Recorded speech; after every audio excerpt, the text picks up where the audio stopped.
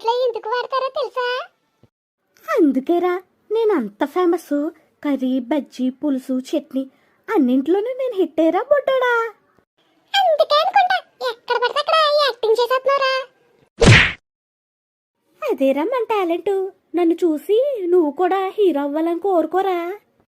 అయ్యో నిన్ను ఇలా అయితే చెట్టు అయిపోతానరా. ఇప్పుడు ఒక జోక్ వినేద్దామా? టీచర్, బాబు పెన్సిల్ అనే పదంతో ఒక వాక్యం చెప్పు.